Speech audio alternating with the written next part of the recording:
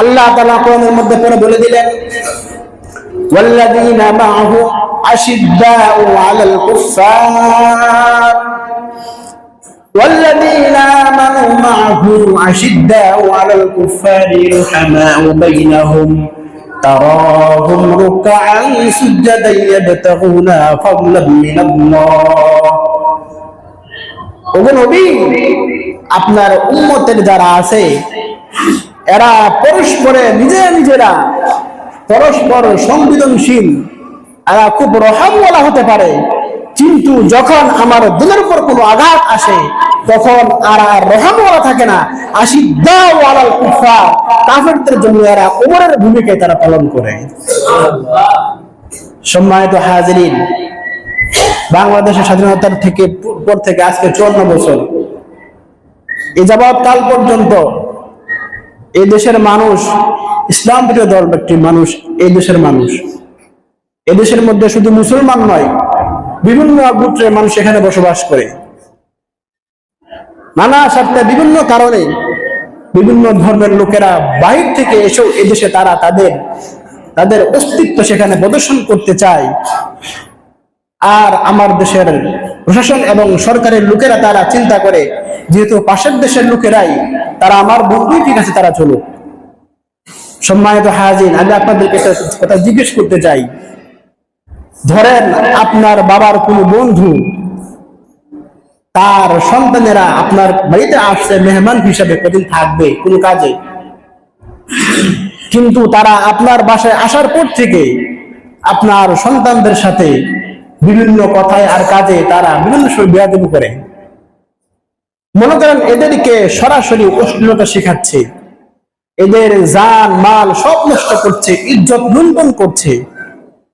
তখন আপনি চিন্তা করছেন যে হ্যাঁ, আমার বাবার বন্ধু লোকেরা আসছে, থাক কটা দিন সহ্য করে, এদের কিছু বলা যাবে না।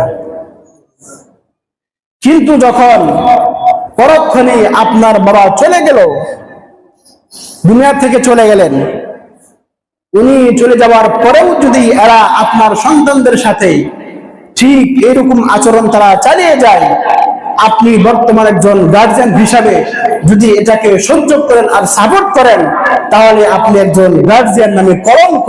পৃথিবীর মানুষ, সমাজের মানুষ আপনাকে ভালো চোখে দেখবে না, আপনাকে তাদের আপনার বাবার মতো এদের দালাল হিসেবে মানুষ চিনবে, ঠিক কিনা? সম্মানিত হাজিরিন, স্বাধীনতার পর থেকে এই হিন্দু সম্প্রদায় তারা বিভিন্ন সময়ে বাংলাদেশে বিভিন্ন সংস্থার নাম দিয়ে তারা এখানে থাকছে, আর একটি নির্দিষ্ট একটি সরকারের তারা সাপোর্ট পেয়ে দিন দিন তাদের কলিজাকে বড়ই করে চলেছিল। তারা ভেবেছে এদেশটা আমাদের দেশের মতোই, এখানে আমি যা করব আমাকে বলার কেউ নাই। সম্মানিত হাজিরিন, বিগত সরকারের আমলে দেখা গেছে এই হিন্দু সম্প্রদায় ইসকন একটি উগ্র জাতি। তারা এই দেশের মধ্যে চুরি, ডাকাতি, ধর্ষণ, ছিনতাই, এমন কোনো খারাপ কাজ তারা নাই যে এই দেশে করে নাই।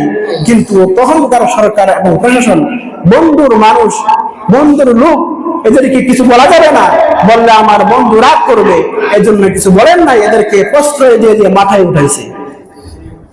কিন্তু ওই সরকার যখন চলে গেছেন, এখন যারা দায়িত্বে আছেন এরাও যদি এদেরকে এরকম প্রশ্রয় দেয়, তাহলে সমাজের মানুষ ওই গার্জিয়ানকে যেরকম দালাল গার্জিয়ান হিসেবে চিহ্নিত করবে। এই প্রশাসন এবং সরকার যদি এখনো এত কিছুর পরেও এদেশের ইসলামকে যদি সাপোর্ট করে যায় আর এদেরকে হেফাজতে নিয়ে আরামে আয়েশে ভূখণ্ডের সাথে তাদেরকে জীবনযাপন করতে দেয় আর কিছু না বলে, তাহলে এদেশের তৌহিদ জনতা বর্তমান ইসলাম এবং সরকারকেও ভারতের দালাল ছাড়া আর কিছু বলতে পারবে না। সম্মানিত হাজিরিন, গত জুমার আগের দিনে আপনাদেরকে বলেছিলাম, বর্তমান তৌহিদি জনতা প্রশাসনের উপর থেকে তাদের আস্থা হারিয়ে ফেলেছে। দিন দিন ধর্ষণ আর ছিনতাই যদি বেড়েই চলে, মানুষ আর প্রশাসনের আশায় বসে থাকবে না। মানুষ তারা প্রত্যেকেই তাদের আইন নিজের হাতে তুলে নেবে, বলেছিলেন কিনা? সম্মানিত হাজিরিন, আপনারা আজকে অনলাইনে দেখবেন, গত কদিন আগেই ময়মনসিংহের গৌরীপুরে এক ইসকন সদস্য হিন্দু বদমাশ সে স্কুলের একটা সপ্তম শ্রেণীর ছাত্রীকে ধরে নিয়ে দর্শন করে মানুষ এই স্কুলের সকলে মিলে সাথে সাথে পুলিশকে জানালে পুলিশ সরাসরি না করে দেয়। এদেরকে কিছু বলার সাহস আমাদের নেই। মানুষ যখন বুঝে গেল প্রশাসন দেওয়ার কিছু হবে না, আমাদের কি করতে হবে, সাথে সাথে স্কুলের সমস্ত ছাত্রছাত্রী আর শিক্ষক মিলে মহল্লাবাসীকে সাথে নিয়ে এই জঙ্গিকে ধরে এদের বাড়িঘর আগুন জ্বালিয়ে দিয়ে এদেরকে এলাকা ছাড়া করে দিয়েছে। সম্মানিত হাজিরিন, আমি পরিষ্কার বলতে চাই, এখনকার পর থেকে যদি এর পরে যদি গাজীপুরের মধ্যে আশামনির মতো আর কোন মনকে যদি হেনস্থা করা হয়, উগ্রবাদী, হিন্দুবাদী, ইসলামবাদী কেউ যদি আমার আর কোন মুসলিম বোনকে নিয়ে ছিলা খেলায় মেতে উঠে, ওই দেশের তৌহিদি জনতা আর প্রশাসনের আশায় বসে থাকবে না। মানুষ এখন তাদের বিচার করা বুঝে গিয়েছে। প্রত্যেকটা জনগণ আইনকে নিজের হাতে তুলে নিয়ে এদেরকে আর পুলিশে দেবে না, মাটির নিচে পায়ে পিষে এদেরকে জাহান্নামে পাঠিয়ে দেবে ইনশাআল্লাহ। সম্মানিত হাজিরিন, ইসলামকে আল্লাহ তাআলা ভদ্রতা শিখিয়েছেন। তার মানে এই নয় অন্য ধর্মের লোকেরা ইসলামের ঘাড়ে বসে যা খুশি তাই করে যাবে। সাহাবায়ে কেরাম দেখিয়ে গিয়েছেন ইসলামের স্বার্থে তারা একেবারে মাটি থেকে পানি হতে তারা করতে রাজি। আবু বকর দেখিয়ে গিয়েছেন ইসলামের উপর যখন কোনো আঘাত আসে তখন আবু বকর আর আরহামে উম্মতে থাকে না। এই আবু বকর তখন উমর এবং হযরতে মূসার ভূমিকায় তিলবতরণ করেন। এজন্য আমরা পরিষ্কার ভাষায় বলতে চাই, প্রশাসন সেদিকে দৃষ্টি দেখ, এদেরকে আইনের আওতায় আনো, এদেরকে সমুচিত শাস্তি দেখ।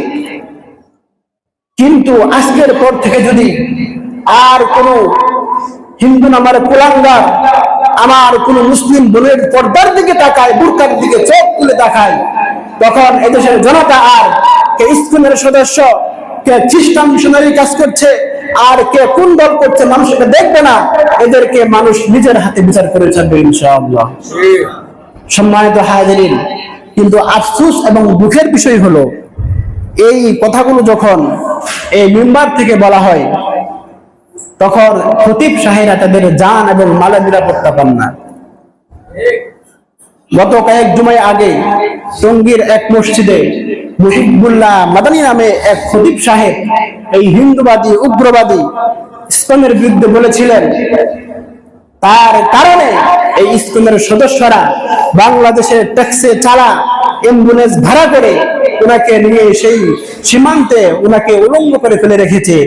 আর প্রশাসন সেটা তাদের চোখে তাকিয়ে তাকিয়ে দেখেছে, আর তারা বলেছে কিছু বলা যাবে না, বললে মামারা রাগ করবে। সম্মানিত হাজিরিন, আর আফসোসের বিষয় হলো এই ঘটনার পরেও ওই মহল্লার ওই মসজিদের কমিটিরা এমনকি এলাকাবাসীরা পর্যন্ত কোনো প্রতিবাদ করেন নাই।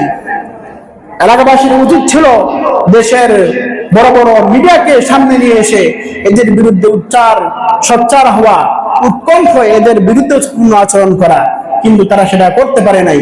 প্রিয় উপস্থিতি, আমি আপনাদেরকে বলতে চাই, এরকম ভাবে যদি আপনারা চুপ থাকেন আর আপনারা যদি আপনাদের খতিবকে এরকম জানের নিরাপত্তা না দেন আর এই মিম্বর থেকে যদি এই শব্দের কথাগুলো উচ্চারিত না হয়, সেই দিন বেশি দিন নয়, আপনাদের মউত, মুসলমানের মউত আর খ্রিস্টানের মউত আর গরুর মউত, ছাগলের মউত আর কুকুরের মউতের মধ্যে কোনো পার্থক্য থাকবে না।